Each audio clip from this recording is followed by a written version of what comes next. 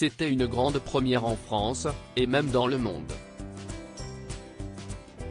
Lundi 30 janvier, au Carré d'Ancre à Paris, Stéphane Bern a présenté le timbre PIF de la Poste, qui sera tiré à plus de 700 000 exemplaires entre le 23 et le 25 mars au Salon Philatélique de Paris. Première oblitération et donc vente prévue pour le 27 mars. Il s'agit du premier timbre strip, en 3 cases, qui raconte un gag.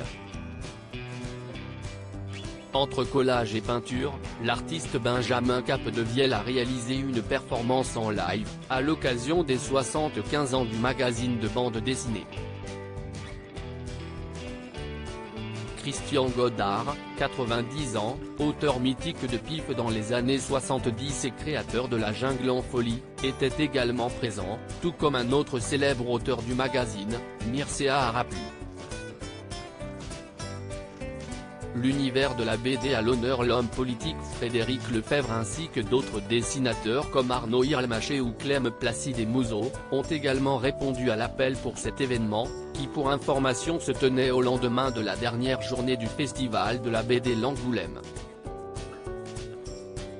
J'aimerais que ce timbre à l'effigie de PIF attire les jeunes vers la philatélie, art qui consiste à collectionner les timbres, car le timbre est une merveilleuse fenêtre ouverte sur le monde, a notamment déclaré Stéphane Bern lors de cet événement. Reste désormais à savoir si sa parole sera entendue.